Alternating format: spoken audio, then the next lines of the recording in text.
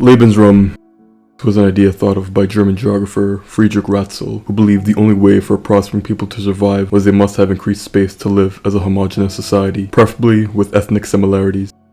This ideology was the driving factor for the Holocaust and invasion of the Soviet Union in World War II. Many people are unaware that Germany's first great genocide was not of the Jews, but of a much different type of people, the Africans. Africa was the prime location where Ratzel thought Lebensraum could be achieved. Germany had solidified itself as a nation in 1871 after they had defeated France in the Franco-Prussian War. The Chancellor Otto von Bismarck is largely considered the father of Germany, since it was his military expertise that allowed Prussia, the most powerful German state, to unify all other German-speaking provinces under one banner to become the German Empire. Despite Bismarck's imperialistic nature, he saw the scramble for Africa that the other European powers were taking part in, and denied Germany's claim to territory outside of Europe. Bismarck stated in the Reichstag in 1872, "I want no colonies." Colonies didn't pay. It was too costly to administer and quench rebellions, far outweighing the benefits of raw materials that could be extracted from the land. The advantages expected from colonies rested for the most part in illusion. Despite Bismarck's vehement anti-colonialist stance in Africa, there were others in Germany that did not share the Founding Fathers' views and wished to persuade him otherwise. Karl Peters, a German explorer who lived in Britain in 1880 and was envious of the vast colonies that they had in Africa, convinced a few other men to form the German Colonization Society in 1884. The company was financed through share certificates sold at 5,000 marks each. They created settlement policies and state colonial establishments, all with the goal of strengthening the German economy by exporting new sources of raw material and creating new emigration areas. The native Africans called Karl Peters the man with blood on his hands. Bismarck called him the stupid guy. Against the wishes of his chancellor, he saved up enough money for an expedition into the coast of what would soon become German East Africa.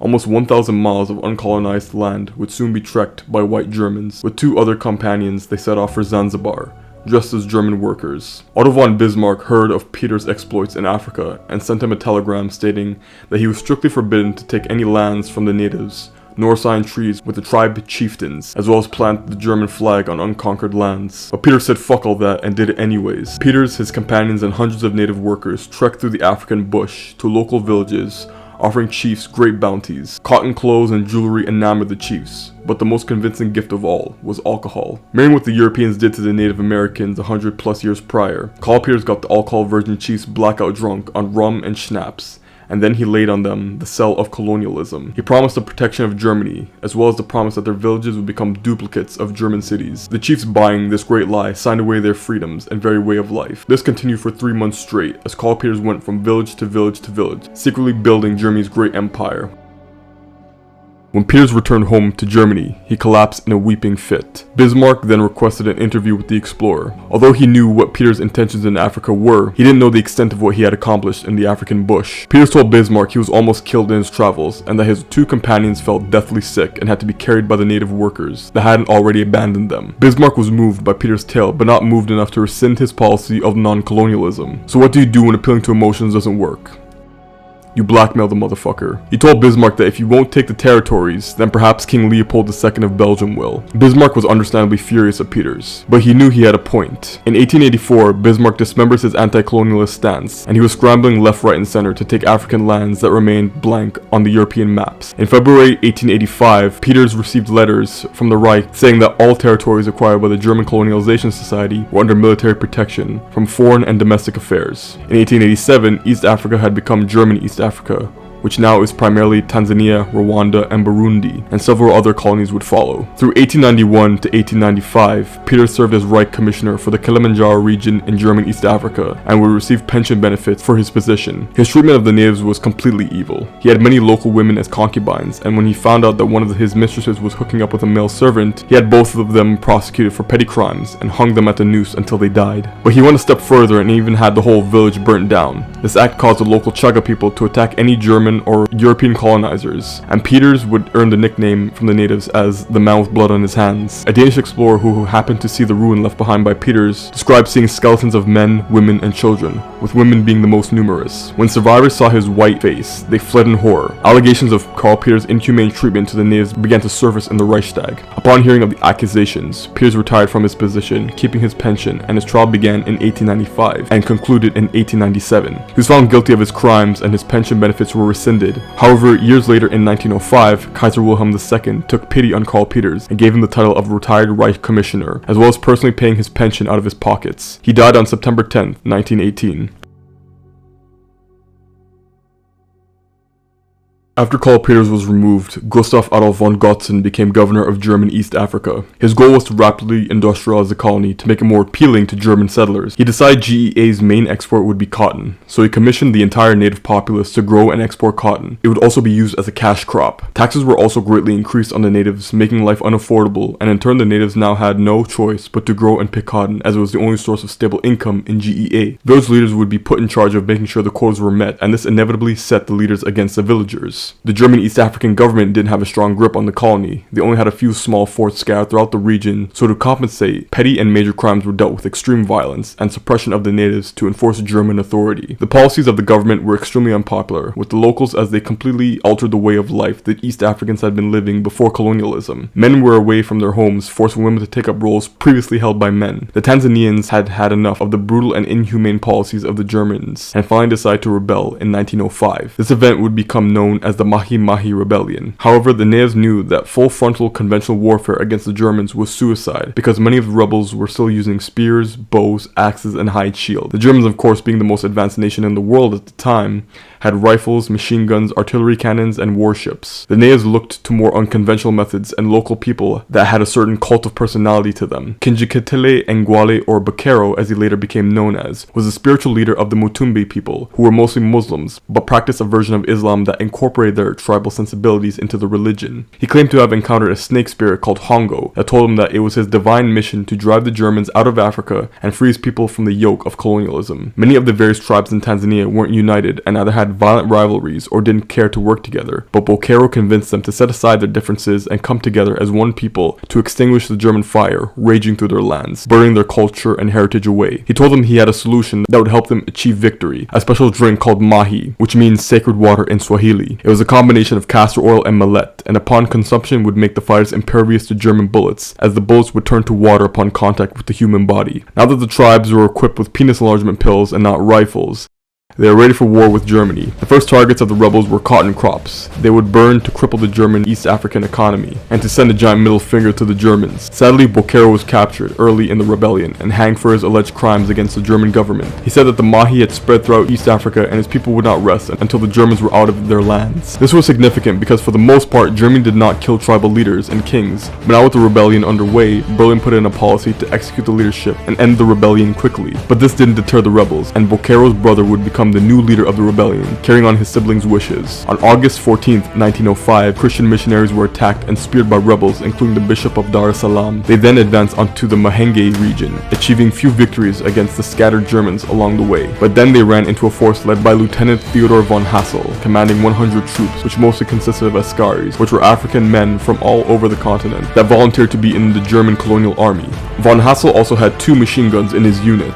The rebels couldn't agree on a plan of attack, so this made the lieutenant's job much easier. 1,000 tribesmen attacked and were all cut down by machine guns, and the other group of about 1,200 men attacked and got closer than the first group, but were nonetheless shot to pieces by the 2 machine guns. The rebellion began to inspire the Islamic Jihad against the Germans, led by the Qadiriya Brotherhood, who were Sufi Muslims. They allied themselves with the Ngoni tribe and mustered a force of about 5,000 men. The Germans at Mahenge left for Ngoni camp and the rebels descended upon them, but the Germans defeated the rebel force and the retreating tribesmen were shouting, "The Maji is a lie." The spirit of the rebellion was beginning to break. At this point, despite the success of Governor von Gotzen, he sent a request to Kaiser Wilhelm II for more men and munitions to crush the rebellion, and the Kaiser agreed and sent a force of about 1,000 men from the colony of New Guinea to GEA. At this point, the governor implemented a scorched earth policy on the south of GEA, in the Tanganyika region, which was the heart of the rebellion. Villages, towns, and crops were burnt, looted, and its people were killed and displaced. This act resulted in a famine across the land which would claim the lives of an estimated 300,000 natives. By August 1907, the rebellion was fully crushed, and Germany had solidified its hold over East Africa.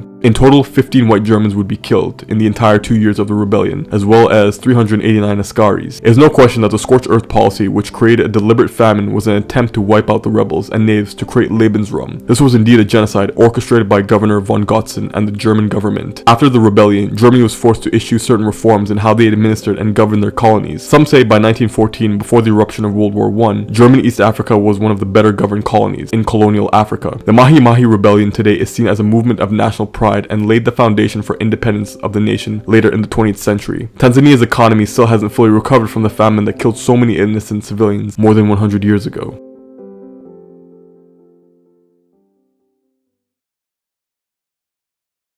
In 1884, German Southwest Africa, which today is Namibia, would be established by missionaries. They set up railways, roads, and Christian schools, but many of them would be attacked by the native African population. The history of German Southwest Africa prior to colonialism is largely unknown, since the native peoples of Namibia never wrote down much of their culture and instead passed it down verbally, generation to generation. The people who lived in this area made a distinctive clicking sound when speaking, and so were given the name Hottentot, which means stutter in Dutch. Although today this term is considered a racial slur in South Africa, the actual name for these people is Khoikhoi, or Khoikhoi. The other and more prominent peoples of German Southwest Africa were the Hereros. They weren't native to Namibia, like the Khoisan, and often clashed brutally with the Khoisan and even enslaved them. Eventually, the Herero would take many of the best grazing lands for their cattle, and many original natives would be pushed to the dry and rugged southern and eastern regions of Namibia. The Khoikhoi were more akin to Bushmen, living in a strictly hunter-gatherer society, very isolated and homogeneous. The Herero, on the other hand, worked very closely with the colonialist Europeans as guides and translators. They were becoming increasingly more modern, with equipment like horses and firearms. Land was owned, as well as businesses and properties. However, they thought the German settlers were stupid for building their houses in straight lines and sharp edges, as they casted greater shadows, giving sanctuary to many poisonous snakes. The Herero built their houses rounded to cast little to no shadows, so snakes could be easily detected. This design was more akin to the natural world, as nature doesn't produce many sharp edges and straight lines. The lifeblood of many Herero tribes was cattle. Every Herero tribesman had cattle they were responsible for. The Herero people believed that when Germans brought European cows to the land, they brought illnesses that infected the native cattle. German-speaking peoples throughout the mid-19th century were emigrating to the United States. The German provinces were fighting constant wars to unify the country, while simultaneously the divide between rich and poor was becoming increasingly apart. Over a fourth of the German peoples emigrated to the United States. From 1820 to 1920, America had received over 7.2 million immigrants. Today they represent the largest immigrant population in America, even more than Italian and Irish Americans. The United States was large and prosperous, but still had laws, deputies, and an army. The wild, untamed America was becoming a thing of the past. By 1903, over 4,000 German settlers were living in German Southwest Africa, but most of the best lands were owned by the Hereros, which led to resentment and then atrocities. Hereros were beaten, robbed of their lands, which had monetary value, killed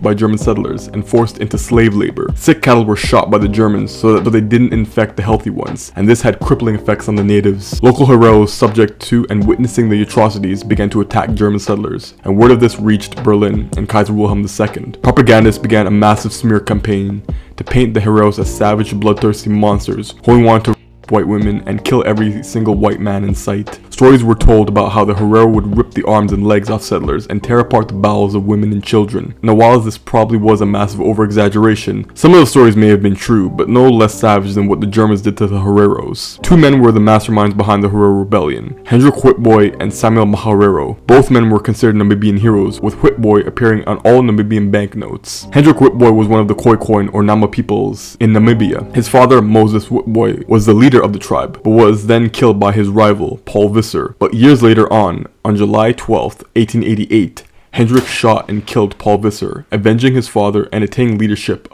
of the Nama people. In 1893, the Khoikhoi people were attacked by German settlers, and for 2 years, Hendrik Witbooi and the Nama people fought the German colonizers until a peace treaty was signed. Witbooi would serve in the German colonial army and help them fight his rivals, the Hereros. With the tactics he learned serving in the German army, he again attacked the Germans on October 3rd, 1904, this time allying with his Herero rivals to fight a common enemy. Samuel Maharero was very cooperative with the German and had a good relationship with the governor of German Southwest Africa, Theodor Leutwin. But with increased atrocity after atrocity by the German settlers, he felt rebellion was the only chance his people had at survival. He squashed all the tribal beefs and joined forces with Hendrik Witbooi to drive the Germans out of Namibia. When the revolt began, Samuel Maharero gave the order to not harm women and children, but 123 settlers were killed along with 4 women. Theodor Leutwin tried to resolve the matter peacefully, but Berlin had enough of his soft-handed approach and had him sacked. The genocidal general Lothar von Trotha was sent by the Kaiser, and this would mark the beginning of the end for the rebellion. It had been quiet for 2 months, and Lothar used this to his advantage. He quickly encircled the unsuspecting Hereros while moving large artillery pieces across the scorching desert. His strategy was annihilate the masses with a simultaneous blow.